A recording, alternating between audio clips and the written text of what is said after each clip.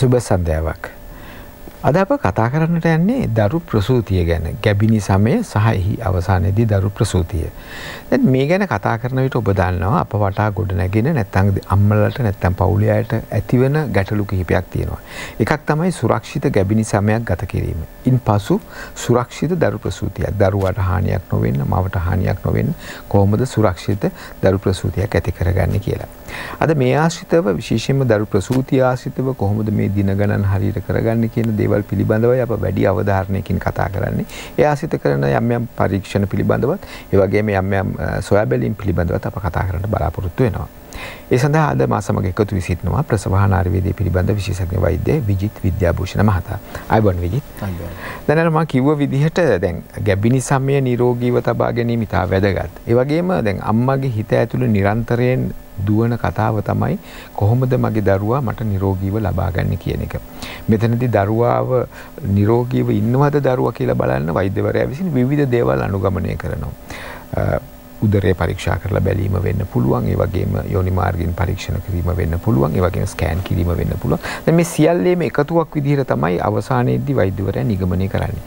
දැන් විජිත් මෙතනදී දැන් මේ කතාව දරු ප්‍රසූතිය ආසන්නයේදී පටන් අරගෙන හරියන්නේ නැහැ කියලා අප විශ්වාස කරන්නේ. මේ කතාව පටන් ගන්න ඕන ගැබිනි සමයේ මුල කාලේ. ඒ කොහොමද වෙන්නේ ඒක?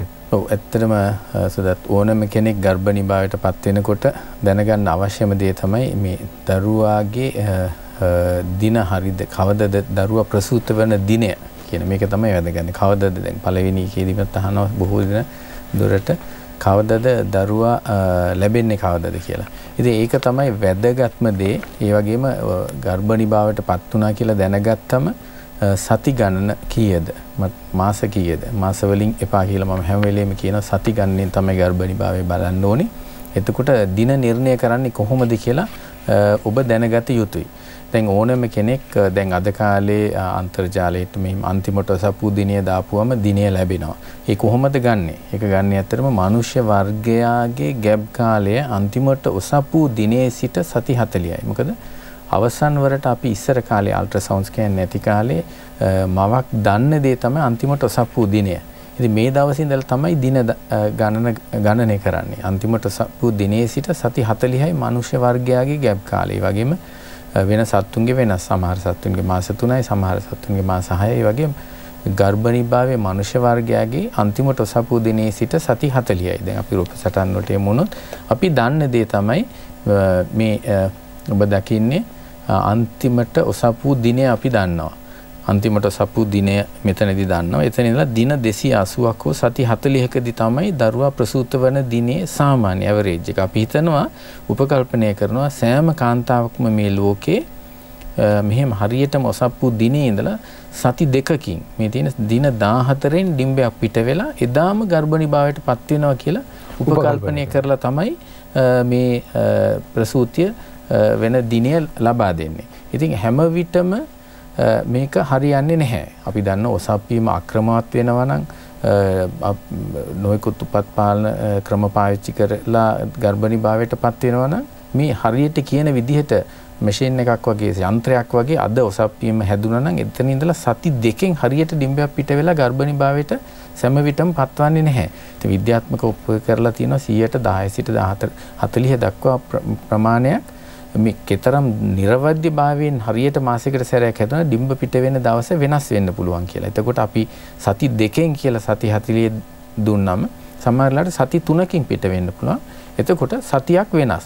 ඉතින් මේක වැදගත්ම දේ තමයි හරියට දින දැන ගැනීම. සාමාන්‍යයෙන් වෛද්‍යවරයෙක් කරන්නේ ඔබ ඔසපු දිනය කියනවා නම් සාමාන්‍යයෙන් මේ 10 වෙනි මාසේ 7 වෙනිදා කියලා කිව්වොත් එතකොට එතනින් අපි දින 7ක් දානවා. 14ක් දාලා මාස 3ක් අඩු කරනවා. ජූලි මාසෙට දැන් 7 වෙනි මාසේ කිව්වොත් 10 වෙනි මාසේ 7 වෙනිදා හැදුනා කිව්වොත් දරුවා ප්‍රසූත වෙන දිනය එතනින් මාස 3ක් අඩු කරලා ජූලි මාසේ දින ගණනට 7ක් දාලා 14 කියලා ලබා ගන්න සාමාන්‍ය. සාමාන්‍ය විදිහ. හරි විදිහට නම් ඒ දිනේට දින 280ක් එකතු කරලා තමයි එහෙම නැත්නම් සති 40ක් එකතු කරලා තමයි බලාපොරොත්තු වෙන දිනය අපි ඔබට ලබා දෙන්නේ. නමුත් මෙය හරිද නැද්ද කියලා බලා ගැනීම තමයි ඊ타ත්ම වැදගත්. ඒ සඳහා තමයි දින නිර්ණය කිරීමේ ස්කෑන් පරීක්ෂණය වැදගත් වෙන්නේ. මෙය ගර්භණීභාවයේදී ඇති අඩිතාලම කියන ෆවුන්ඩේෂන් එක වගේ වටිනවා දින නිර්ණය කිරීමේ ස්කෑන් පරීක්ෂණයක් කිරීම. ඔව් දැන් ඒ දින නිර්ණය ස්කෑන් පරීක්ෂණය කරන්න ඕන සාමාන්‍යයෙන් සති කීයක් වගේ වුණාමද? ඔව් ඒක තමයි වැදගත්ම ප්‍රශ්නය. මොකද මුල් කාලයේදී ගර්භණීභාවයට දැනගත් වහාම සති 6 7 කරොත් හරියටම බලන්න බෑ. හරියට බබාගේ මිනුම් හරියට ලබා ගන්න බෑ. ඉතින් විද්‍යාත්මකව සති 10 සිට 14 දක්වා හොඳම සති 12 අවට අල්ට්‍රාසවුන්ඩ් ස්කෑන් පරීක්ෂණයක් කරලා දරුවාගේ හිස සිට තට්ටම් ප්‍රදේශය දක්වා දිග මේ ආකාරයට අපිට රූප සටහන් වලට යොමු වෙන්න පුළුවන්. මේ ඔබ දකින්නේ මේ තියෙන්නේ මේ ඔබ දකින්නේ හිස පැහැදිලිවම පේනවා මෙතන හිස. ඊළඟට මෙතන තියෙනවා නළල නහය නිකට මේ තට්ටම් ප්‍රදේශය දක්වා වූ දිග බලනවා. මේ දිගෙන් අපි දිග අනුසාරයෙන් අපිට කියන්න පුළුවන් සති ගණන. මේවට අපි දත්ත ලබාගෙන අවුරුදු ගණනාවක් තිස්සේ අපි දන්නවා නලදරු ආශ්‍රයෙන් හදාගත්ත දත්ත තියෙනවා. නලදරු උපත්වලදී අපි දන්නවා ගර්භණී භාවයට පත් වුණ දවස දන්නවා. එතකොට එතනින් අපි හොයාගන්න පුළුවන් මේ සති 10ක් නම් අන්තිමට සපුව දිනේදී සති 10ක් කියන්නේ මිලිමීටර් 30ක කලලයක්. එතකොට මිලිමීටර් 23යි නම් සති 9යි. ඒ වගේ සති ගණන අපි බලන්න පුළුවන් හරියනවාද කියලා. අන්තිමට සපුව දිනේ ඉඳලා අදට සති 11ක් වෙනවා. නමුත් දරුවාගේ දිග බලනකොට මිලිමීටර් 30යි නම් ඒ සති 10ක කලලයක්. ඒ කියන්නේ සතියක් වෙනස්. ඉතින් මේ වෙනස මුල් කාලයේදී විතරයි අඳුර ගන්න පුළුවන්. පසු කාලීනව බෑ. ඒක තමයි වැදගත්ම. ඒ වගේම මේ වගේ පින්තූරයක් අරන් තියාගත්තම පසු කාලීන ගර්භණීභාවයේ ඉදිරි කාලයේදී වර්ධනය අඩු වෙනවද? ප්‍රසූතියේදී දින පහුවෙලා යන්නේ නැති වෙනවද යනවද කියලා දැන ගැනීම සඳහා වැදගත් මේ දින නිර්ණය කිරීමේ ස්කෑන් පරීක්ෂණ. ඒක තමයි අත්‍යවශ්‍යම. අපි සුදතුමයි පටන් ගත්ත හැම වැඩසටහනකදී අපි මේකේ වැදගත්කම කියලා තියෙනවා. මේක තමයි ගර්භණීභාවයේ ෆවුන්ඩේෂන් එක. අදිතාලම වගේ ඊ타ත්ම වැදගත් දින නිර්ණය කිරීමේ ස්කෑන් පරීක්ෂණය. ඒක ගැන ඇත්තටම වෙනම වැඩසටහනක් අපි කරලා තියෙනවා. ඒක ගැන ගොඩක් කතා කරන්න පුළුවන්. මීට අමතරව අද කෙටියෙන් කියන්නේ දින නිර්ණය කිරීමේ වැදගත්කම.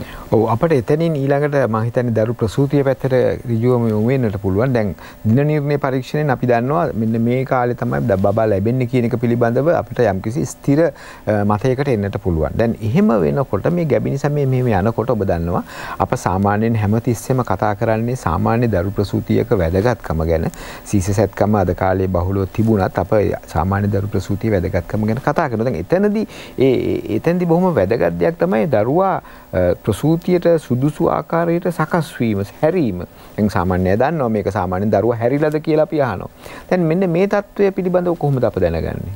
ඔව් ඇත්තටම ඒකත් මේ දැන් බොහෝ අය ඉස්සර කාලේ පැරණන් හිතනවා මේ දරුවා දන්නවා දරුවා හැරෙනවා කියලා.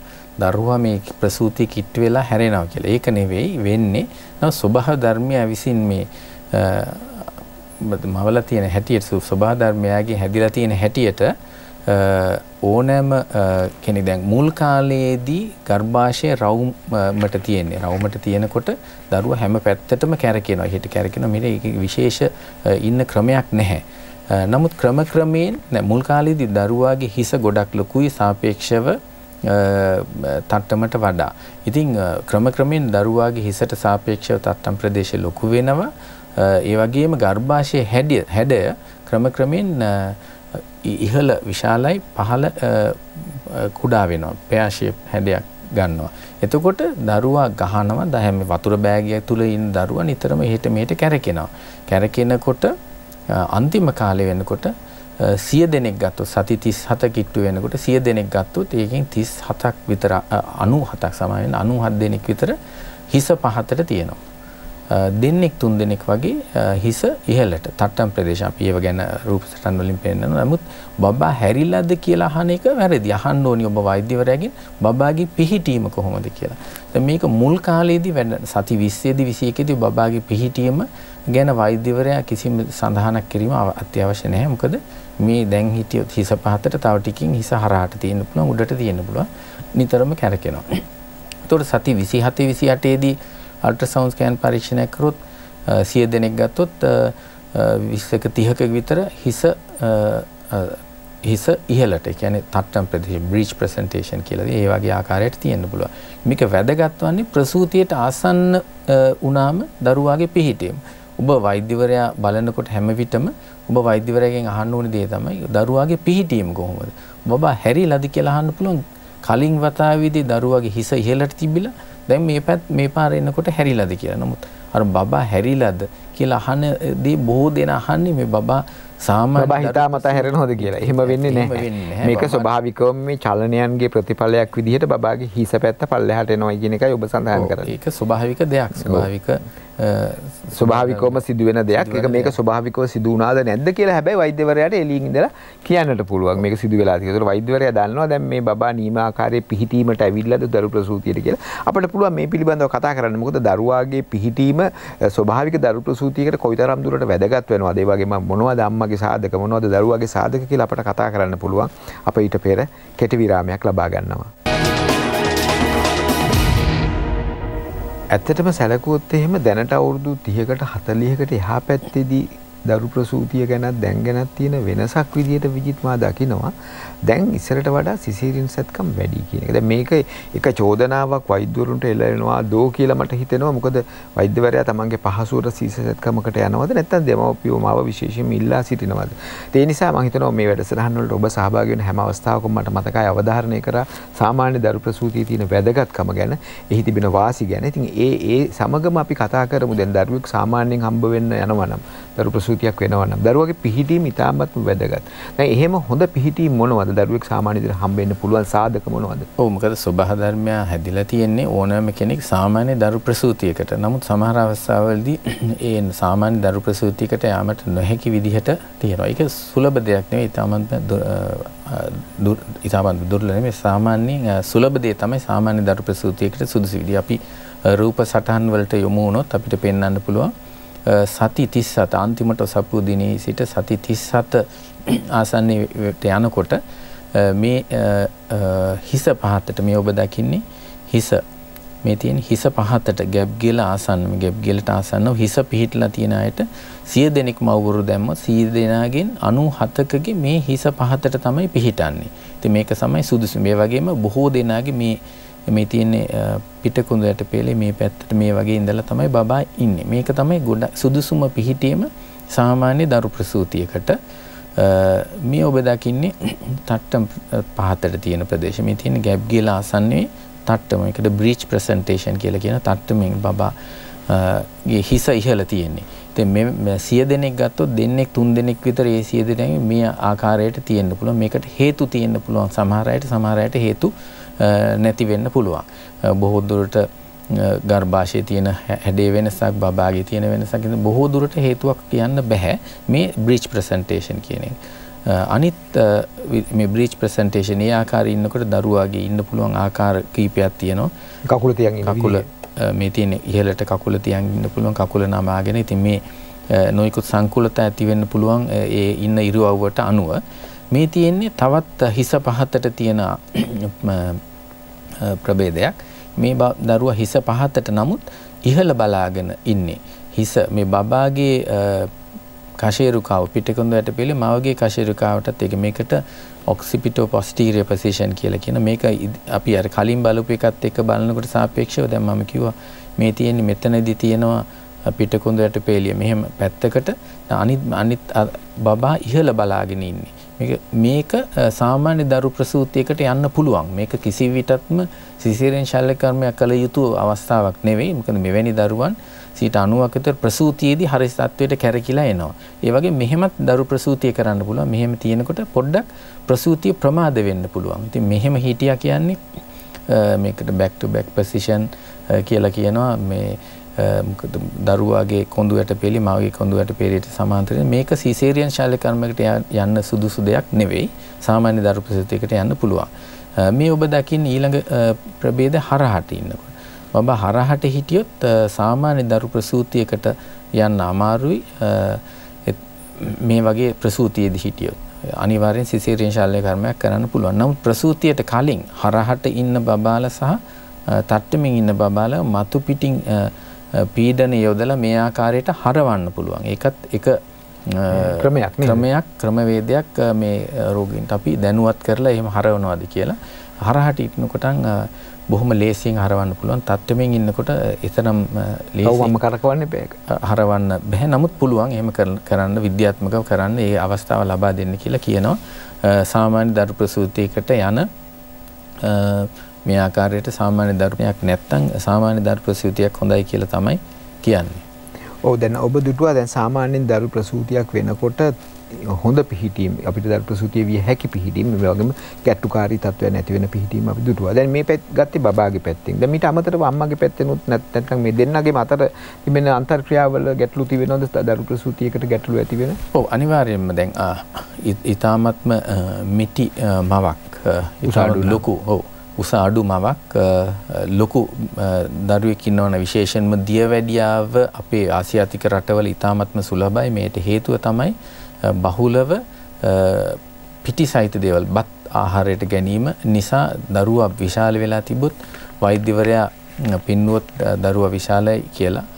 එතකොට මේ සාමාන්‍ය දරු ප්‍රසූතියකට යාමට නොහැකි තත්ත්වයක් වෙන්න පුළුවන්. ඉතින් එවැනි අවස්ථාවලදී සිසේරියන් ශල්‍ය කර්මයක් කළ යුතුයි. ඔව් ඒ වගේම ඒ කියන්නේ දරුවා සහ මව අතර ඒ ප්‍රදේශවල ඇති වෙන අනුපාතික වෙනස නිසා ගැලපෙන්නේ නැහැ. බබා හැමෙන් ඉඩමදි වෙනවා අපි සාමාන්‍ය භාෂාවෙන් කියනවා. අනිත් එක තමයි දැන් බොහෝ දෙනා අහනවා හිස ඇතුළට ගිහිල්ලාද කියන්නේ. ඉස්සර කාලේ මේ අල්ට්‍රාසවුන්ඩ් ස්කෑන් නැති කාලේ දරුවාගේ බර බලන්න බෑ.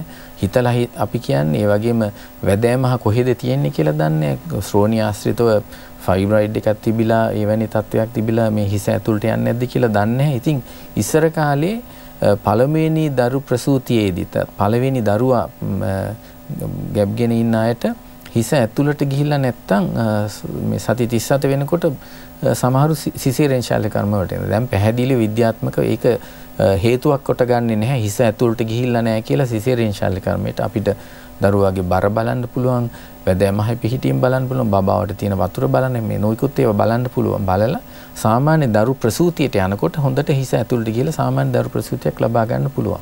දැන් අර ඔබ වැදෑමහ සඳහන් කරපු නිසා මම අහන්නේ දැන් වැදෑමහේ පිහිටීමත් වැදගත් වෙනවා සාමාන්‍ය දරු ප්‍රසූතියට. අනිවාර්යෙන්ම වැදගත් වෙනවා.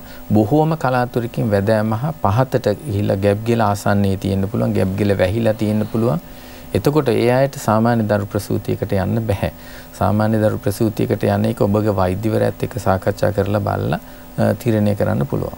ඔව් දැන් අද කාලේ බොහොම ආරක්ෂිතව මේ හැම දෙයක්ම සොයා බලන්න ඕන නිසා ඔබ බිය වී යුතු නැහැ. මොකද අපිට හැම දෙයක්ම පිටින් බලන්න පුළුවන්. වෛද්‍යවරයාට අත්දැකීම තියෙනවා, සුදුසුකම් තියෙනවා. ඒ පිළිබඳව සොයා බලන නිසා ඔබ ඒ ගැන කලබල වී යුතු නැහැ. අප මේ කරන්නේ දැනුවත් කිරීමක් පමණයි. ඉතින් එසේනම් විජිත් මට හිතෙනවා ඊළඟට අහන්න දැන් මේ ආකාරයට දැන් දරු ප්‍රසූතියක් සඳහා අපි සූදානම් වෙනවා. දැන් සති ගානක් දැන් හරි. දැන් අපි හැමදෙනාම බලාපොරොත්තු වෙන සිටිනවා දරුවා ලැබෙයි කියලා. නමුත් ඒ දවසේ දරුවා ලැබෙන්න පාටක්වත් නැහැ. මොකද කරන්නේ? ඔව් ඇත්තටම සුදත් ඒක ඊටාමත්ම වැදගත් ප්‍රශ්නයක්. මොකද බොහෝ අය මේ දරුවා ලැබෙන දිනය ලබා දෙන සංකල්පය දන්නේ නැහැ. දැන් මම කියනවා එතකොට දැන් මම කලිමුත් කිව්වා අන්තිමට ඔසප්පු දිනේ සිට සති 2කින් ඩිම්බයක් පිට වෙලා සති 40කින් දරුවා බිහි වෙනවා කියලා අන්තිමට ඔසප්පු දිනේ සිට අපි ලබා දෙන්නේ දරුවා බිහි වෙන දිනය. එතකොට මේ සති 40 ලබා ගත්තේ කොහොමද? සුදත් හිතන්න පුළුවන් සති 40යි සති 38 දුන්නේ නැත්තේ. ඒ 41 දුන්නේ නැත්තේ. දැන් බොහෝ දෙනා මේක ගැන හිතන්නේ මේ සති 40 දෙන්නේ මේ දරුවන් බිහි වෙන දින ගණන බලලා ඒකේ තියෙන සාමාන්‍ය ඇවරේජ් එක තමයි සති 40. ඒක මැද අගයක්. මේක මැද අගයක්. දැන් උදාහරණයක් ලෙස ශ්‍රී ලංකාවේ ජීවත් වෙන අයගේ ආයු කාලය බැලුවම අවුරුදු 75 Google search කරොත් අවුරුදු 75 කියලා වැටෙනවා. එතකොට 75 කියන්නේ හෙට 75 තියෙන කෙනා අද යන්නේ නැහැනේ ගිහිල්ලා මේ මම හෙට මැරෙනවා මට මේ හැමදේම ලෑස්ති කරන්න කියන්නේ නැහැනේ. ඒක සාමාන්‍ය අගයක් අපි දාලාගේ අගය. සමහරු 25 45 55 85 සාමාන්‍ය අගය ගත්තම මරණයට තියෙන 75යි කියලා. උදාහරණයක් කියවෙන්නේ නැහැ හැමදාම 75 දී මැරෙන්න ඕනේ කියලා. ඒ වගේම තමයි දරුවගේ ඉපදීමත්. සති 40 කියනකොට මේ දිනේට හරියට ලැබෙන්න කියලා නියමයක් නැහැ. සමහරු සති 20න් හම්බ වෙනවා. සමහරු සති 25න් හම්බ වෙනවා. බොහෝ දෙනා හම්බ වෙන්න පුළුවන් ඒ අවට. ඉතින් ඇත්තටම සති 40 දිනක ඔබට අද දැන් උදාහරණයක් ලෙස අද දිනය ලබා දුන්නොත් අද ප්‍රසූත වෙනවා කියලා 100 දෙනෙකුට හරියටම අද දිනේදී හම්බෙන්නේ 4ක් 5කට විතරයි. නමුත් මේ අද දිනය වෙනකොට 100 දෙනෙක් ගත්තොත් අද දිනේ තියෙන 60කට ආසන්නයේ දරුවා ප්‍රසූත වෙලා ඉවරයි. සමහර අයට ඊටාමත්ම කලින් බොහොම කලාතුරකින් සමහර බොහෝ දෙනාට සති 37න් පස්සේ සති 37 තමයි අපි සලකන්නේ සම්පූර්ණ මේ දරුවා පරිණත වුණා කියලා. දවසක් හරි අඩු නම් නිර්වචනයට අනුව නොමේරු දරුවා කියලා අපි කියන්නේ. ඉතින් සති 37 තමයි පරිණත වීමේ කාලය කියලා ගන්න. එතන ඉඳලා සති 40 තියෙනවනේ එතනින් එහාටත් යන්න පුළුවන්. දැන් මම කිව්වා සති 40 වෙනකොට අද දිනේ දුන්නා නම් 60ක් ආසන්න වශයෙන් ප්‍රසූත කරලා ඉවරයි. ඒකට 40 දෙනෙක් විතර ආසන්න වශයෙන් ඔබට යනවා. දින පහුවෙලා යනවා. නමුත් මේ අපේ රටේ බොහෝ දෙනාට කියවන්න දෙයක් නැහැ. ඒ වගේම කියවන්නෙත් නැහැ. දැනුවත් වීම අඩු නිසා මේ දිනේ ආපු හැටියෙම බය වෙනවා. ડોක්ටර් දැන් මට නම් මෙයාට යන්න බෑ. මම ෆෝන් එක ඔෆ් කරලා තියෙනවා. මේ යාළුවෝ ඔක්කොම අහනවා දිනේ හරියනේ හම්බුනේ නැද්ද කියලා. ඒ වගේම මව්වරු පියවරු ඒගොල්ලොත් බය වෙනවා. ඥාතින් බය වෙනවා මේ දිනේට. මේ සංකල්පය දැන ගැනීම වැදගත්. දැන් පිට රට නම් දැන් ඉංග්‍රීසි වල නම් ඒ සෞඛ්‍ය අමාත්‍යාංශයේ තියෙන වෙබ්සයිට් එකේ මෙහෙමයි දින පහුවෙලා දවස් 7කින් තමයි අපි කෘතිමව උත්තේජනය කරලා කෘතිමව බිලිරුදාව ඇති කරලා දරුවා බිහි කරන්න එක ගැන හිතන්නේ කියලා. එතකොට ඕනෑම කෙනෙකුට බලන්න පුළුවන්. අපේ එහෙම ප්‍රතිපත්තියක් නැති නිසා සහ දැනුවත්කම නැති නිසා මේ දිනේට ආවම අය බය වෙනවා. එතකොට මම කිව්වා 40ක් පහුවෙලා යන්න පුළුවන්. ඒ 40 ආසන්න වශයෙන් 15ක් විතර ඉන්නවා. දින පහුවෙලා සති 2ක් ගියත් ස්වභාවිකව ප්‍රසූතියට යන්නේ නැහැ. ඉතින් ඒ අයට තමයි සාමාන්‍යයෙන් කෘතිමව විලිරුදාව ඇති කරලා ප්‍රසූතිය ඇති කරවන්නේ. තවත් දැන් 40න් තවත් කොටසක් ඉන්නවා ස්වභාවිකව ප්‍රසූතියට යන. ඉතින් අපි ස්වභාවික ඕනෑම කෙනෙක් ස්වභාවික දරු ප්‍රසූතියකට බලාපොරොත්තු වෙනවා නම් ස්වභාවිකව ප්‍රසූතිය ඇති වෙන එක ගැන තමයි හිතන්න ඕනේ. මොකද එතකොට තමයි මේ හැම දෙයක්ම ප්‍රසූතිය සුමටව ස්මූත්ලි සිදුවන්නේ. වේදනා නාශකවල අවශ්‍යතාවය අඩුයි. ඊටාත්ම හොඳට ඉක්මනට ගැප් ගෙල ඇරෙනවා ස්වභාවිකව ප්‍රසූතියට ගියොත්. නමුත් අපි වෛද්‍ය විද්‍යාත්මකව ඒකට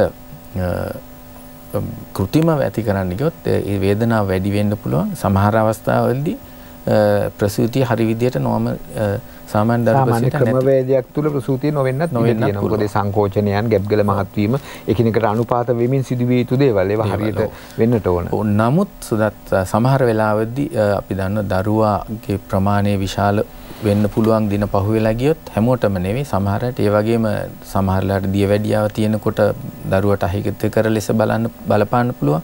ඒ වගේම අධික රුධිර පීඩනය තියෙනවා නම් ඒක අහිතකර ලෙස බලපාන්න පුළුවන්.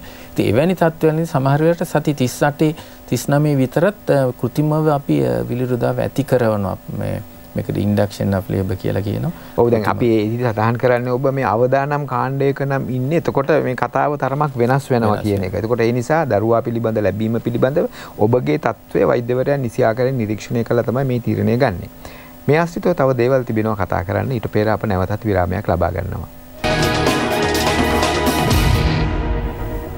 හොඳයි අපි දැන් මෙහෙම හිතමු. දැන් විජිත් දරුවෙක් ලැබෙන්න ඉන්න මවක් දැන් සති 40ට දැන් අද දිනේ ලැබිලා තියෙනවා.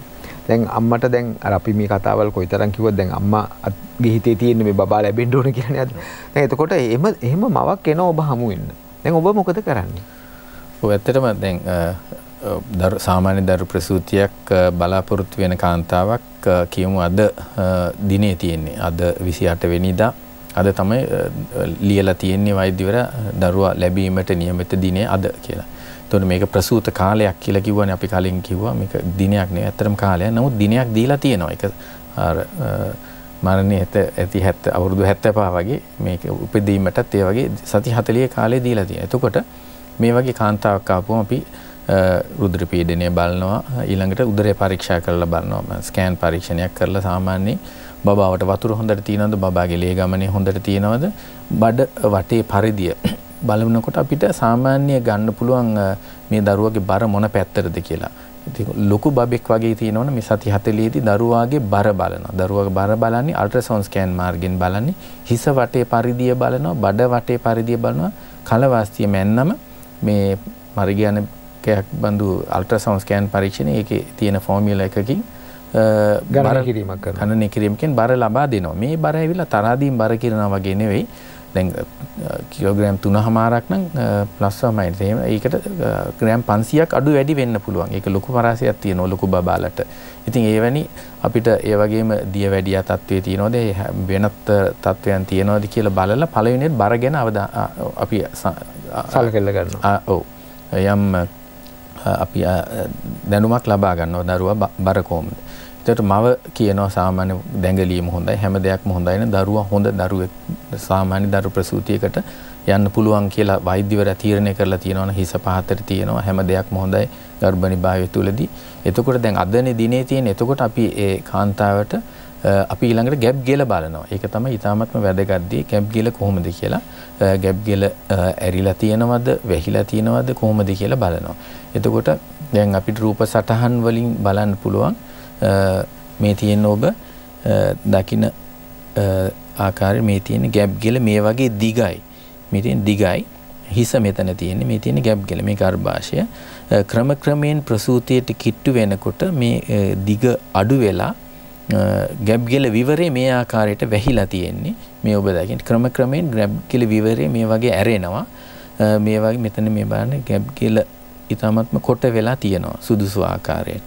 මේ එතකොට මේකින් ඔබ දකින්නේ මේ තියෙන්නේ ගැප් ගෙල දිගට තියෙනවා ක්‍රමයෙන් කෙටි වෙන ආකාරයට. එතකොට PV පරීක්ෂණයක් PV කරනවා කියලා කියනවා අභ්‍යන්තර පරීක්ෂණයක් ඒ අවස්ථාවේදී අපි කරනවා. ඒකට අභ්‍යන්තර ස්කෑන් පරීක්ෂණයක් කරන්නේ ඇයි ගැප් ගෙල කොහොමද තියෙන්නේ බලා ගන්න. ඒක තමයි ඊටාත්ම වැදගත්. එතකොට ගැප් ගෙල ඇරිලා හොඳට සුදුසු තත්වයක තියෙනවා නම් අපිට කෘතිමව දරුවා ප්‍රසූත කරන ක්‍රමවේදයට යන්න පුළුවන්. ඒ කියන්නේ ඉන්ඩක්ෂන් ඔෆ් ලේබර් කියලා ඒකට කියනවා කෘතිමව ගන්න එකට.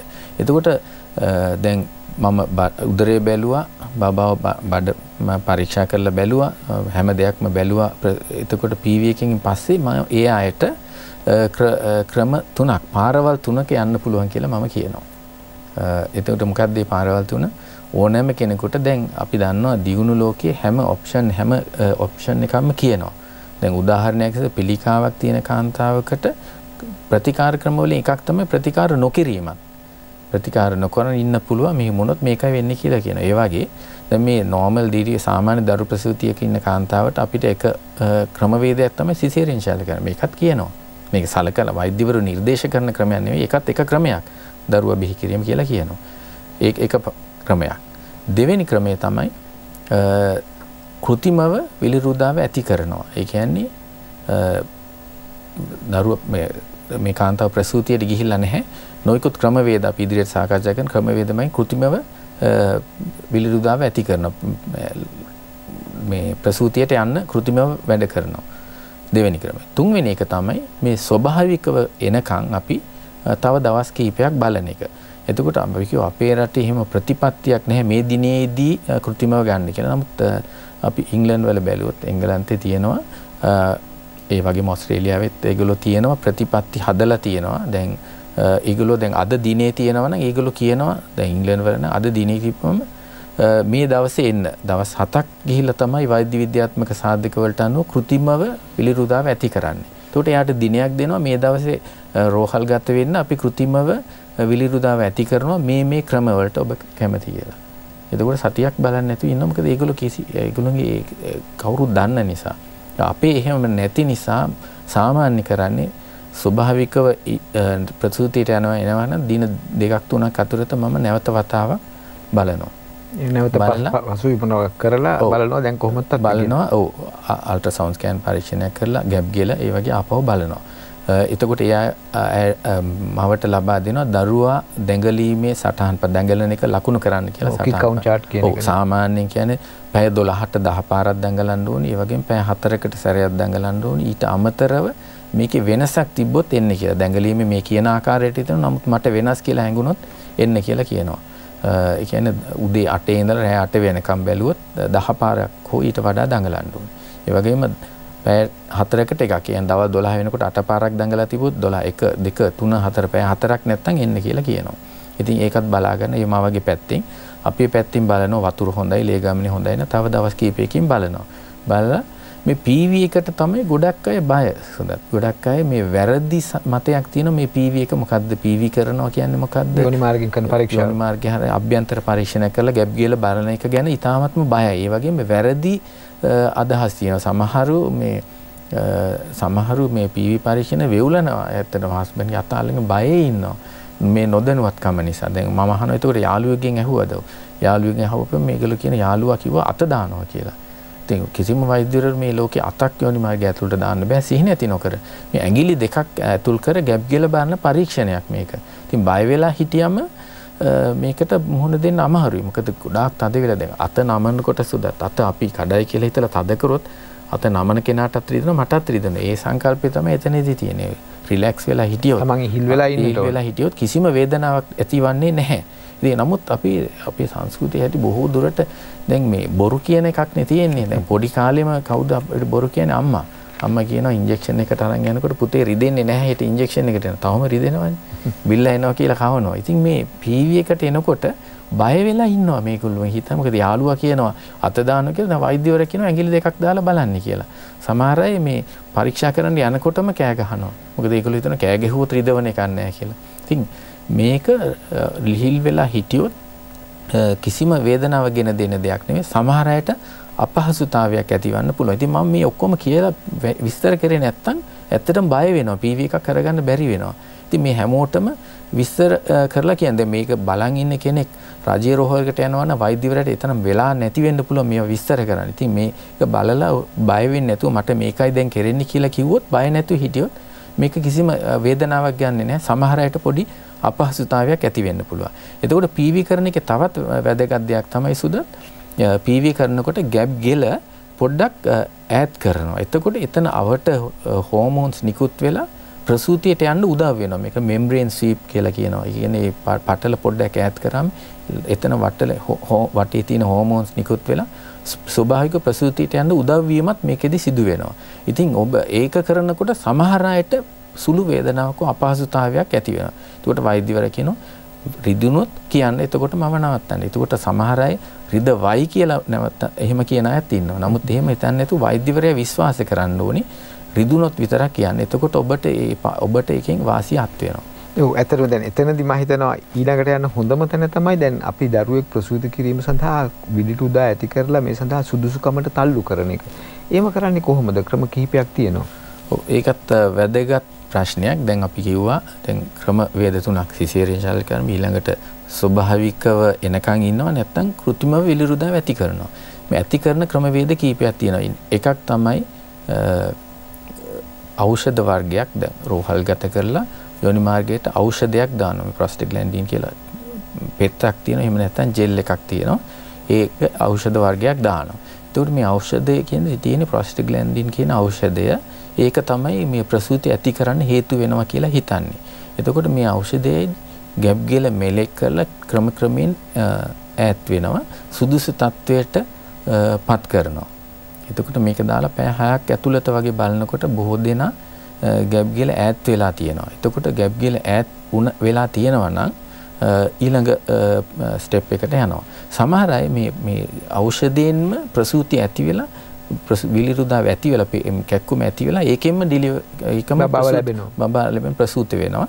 එහෙම නැති අයගේ ගැප් ගෙල යන්තම් ඈත් වෙලා මෙලෙක් වෙලා තියෙනවා නම් ඒ කියන්නේ ප්‍රසූතියට ගිහිල්ලා නැත්තම් ගැප් ගෙල සුදුසු තත්වයට ඇවිල්ලා තියෙනවා නම් අපි කරන්නේ වතුර බෑගයේ කඩලා ඒක PV පරීක්ෂණයකින් පහළින් යෝනි මාර්ගය හරහා වතුර බෑගයේ කඩලා ඒත් වතුර බෑගය කරනවා අපි දන්න ප්‍රසූතිය යන්නේ නැහැ. වතුර බෑගය කරනවට පසුව සින්ටසිනන් කියලා ඖෂධයක් තියෙනවා. ඒ කියන්නේ ඔක්සිටෝසින් කියන හෝමෝනය තමයි ගර්භාෂය සංකෝචනය කරන්නේ. මේ හෝමෝනය ශිරාගතව සේලයින් එකක් වශයෙන් ලබා දෙනවා. නමුත් මේ සින්ටසිනන් කියන ඖෂධය ඔක්සිටෝසින් කියන ඖෂධය ලබා දෙන්න වතුර බෑග් එක කඩන්න ඕනේ.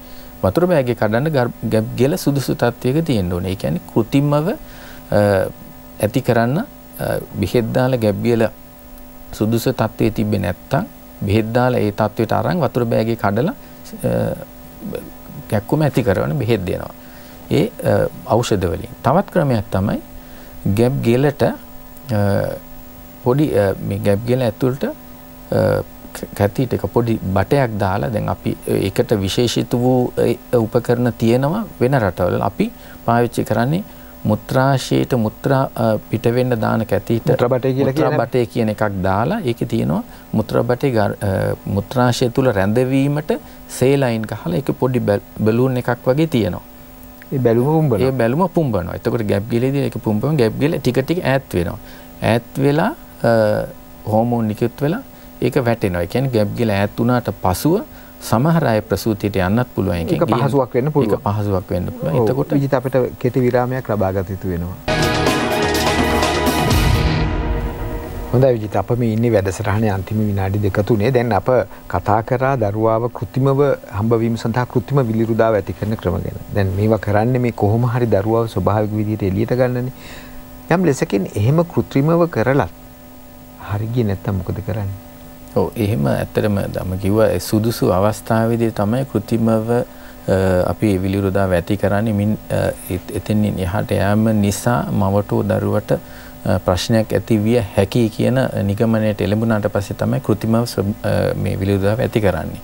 එතකොට ඒ කෘත්‍රිමව විලිරුදාව ඇති කිරීමේදී ඔප්ෂන් දෙකක් තියෙනවා. එකක් තමයි සිසේරියන් සහ කෘත්‍රිමව විලිරුදාව ඇති කිරීම. එතකොට අපි සාමාන්‍ය දරු ප්‍රසූතියට යන කෙනෙකුට මේ හැම දෙයකින්ම බැරි වුණා නම් එතකොට තියෙන එකම දේ තමයි සිසේරියන් ශල්‍ය කර්මයකට යොමු වීම. ඔව්, ඒක තමයි අවසාන වශයෙන් මම හිතන්නේ අන්න ඒක වැදගත් වෙනවා. මොකද දැන් ඔබට වැටහුණා අප ඒක කතා කරන්නේ මේ අනිත්‍යව බැරි වුණාම. ඒ කියන්නේ ස්වභාවික දරු ප්‍රසූතිය තමයි වැදගත්ම දේ. ඔව්, අනිවාර්යයෙන්ම මොකද වෛද්‍ය විද්‍යාත්මක සාධක වලට ලෝකේ කොහේවත් එකම රටකවත් කියන්නේ නැහැ ප්‍රසූතියට සුදුසුම ක්‍රමය සිසේරියන් ශල්‍ය කර්මය කියලා. අපි දන්නවා දියුණු රටවල ඇමරිකාව එංගලන්තේ බොහෝම වෛද්‍යවරයාගේ පැත්තෙන් විතරක් නෙවෙයි මේ රෝගීන්ගේ පැත්තෙන් මව්වරුන්ගේ පැත්තෙන් බලන්නේ සාමාන්‍ය දරු ප්‍රසූතියකට යාම තමයි හැම විටම ඔවුන් බලන්නේ. දැන් එංගලන්තේ නම් නලදරු ප්‍රසූතියකින් ගර්භණී දනදරු උපතක් නලදරු වලින් ගර්භණී බවට වුණත් සාමාන්‍ය දරු ප්‍රසූතියකට තමයි වෙනත් සංකුලතා නැත්තම් ඒගොල්ලෝ යොමු වෙන්නේ. ඒ වගේම තමයි ඇමරිකාවෙත්. මොකද අපි දන්නවා ඉංග්ලන්ඩ් වල රජපෞලේ අය ඔක්කොම සාමාන්‍ය දරු ප්‍රසූතියකට යන්නේ ඇයි? ඒක තමයි සුදුසුම දේ මවට සහ දරුවාට සුදුසුම දේ කියලා විද්‍යාත්මක ඔප්පු කරලා තියෙන නිසා. නමුත් මින් අදහස් වෙන්නේ හැමෝටම මේ ආකාරයට යන්න පුළුවන් කියලා නෙවෙයි. අපේ රටෙත් ඒ වගේ අපි බලන්න ඕනි මවට සහ දරුවාට සුදුසුම දේ තමයිගේ මව්වරුන්ට ලබා දෙන්න. ඔව්, ඒ කියන්නේ සිසේරියන් සැත්කම කියන්නේ නරක දෙයක් කියන එක නෙමෙයි අපි මේ කියන්නේ. මම හිතන්නේ වැරදි වැටහෙම ගන්නත් නරකයි. අපි ඒක කරන්නේ දරුවාගේ සහ මවගේ ආරක්ෂාව සඳහා. ආරක්ෂාව සඳහා අනිවාර්යයෙන් මේකෙන් ගොඩක් වාසි තියෙනවා. හැම විටම හැම කෙනාටම එකම දරු ප්‍රසූති ක්‍රමය කියන්න බෑ. ඔව්, අපට තප්පර 30ක් විනාඩියක් වගේ කාලයක් තිබෙනවා කෙටි ප්‍රශ්නයක් කෙටි උත්තරයක් සඳහා. දැන් විලිරුදාව ඇතිවීම කියන්නේ නැත්නම් දරුවා හම්බෙන්නේ යනවා කියන්නේ මොන වෙලාවටද? දැන් දරුවා හම්බෙන්න පටන් ගන්නවා කියලා කොහොමද දැනගන්නේ? පටන් ගන්නවා කියන්නේ ඒ ක්‍රමවේද සමහර අය ඒ කියන්නේ ප්‍රසූතියේ මේ කැක්කුම එන වෙලාව තමයි ඇත්තටම විලිරුදාව ඇති වෙනවා කියලා. ඒ කැක්කුම ඇතිවන්නකොට සැරින් සැරේ එන්න පුළුවන් කැක්කුම ක්‍රමයෙන් මුලින් පැයකට සැරයක්, පැය භාගයකට සැරයක්, විනාඩි 15කට සැරයක් මේ කැක්කුම එන එකට තමයි විලිරුදාව කියලා කියන්නේ. ඉතින් කැක්කුම එන්න කලින් සමහර අයගේ වතුර බෑගය කැඩෙන්න පුළුවන් කාලේ සම්පූර්ණ වෙලා. ඒ අය ප්‍රසූතියට ගිහිල්ලා නැහැ, නමුත් වතුර බෑගය කැඩෙනවා. තවත් සමහර බොහෝ දෙනා ප්‍රසූතියට යන්න පුළුවන්. ප්‍රසූතිය යාමට පෙර ගැබ් ගෙලේ තියෙන ශ්‍රේෂ්මල පටලයක් එළියට එන එකට ෂෝ කියලා කියනවා. එහෙමත් ඒකිනුත් දැනගන්න පුළුවන්. ඒ වගේ විවිධ දේවල් තිබෙනවා වෛද්‍යවරයා විසින් සහ මව විසින් දැනගත යුතු මේ ප්‍රසූතිය ආරම්භ වුණා කියලා දැනගන්නවා. එසේනම් ස්තුතියි විජිත්, අද අප සමග එකතු වුණාට. අද අප වෑයම් කරා බොහෝ පුළුල් පරාසයක් තුල දරු ප්‍රසූතිය ගැන කතා කරන අප හිතනවා අපගේ වෑයම් ඉෂ්ට උනායි කියලා. අද අප සමග එකතු වූයේ නාරි හා ප්‍රසව වේදී පිළිබඳ විශේෂඥ වෛද්‍ය විජිත් විද්‍යාභූෂණ මහතා. එහෙනම් ලබන සතියේත් නැවතත් අප මෙම තීරය තුලින් ඔබ සමග එකතු වෙනවා. ඔබ සැමට සුවදායක සතියක්. අයබෝවන්.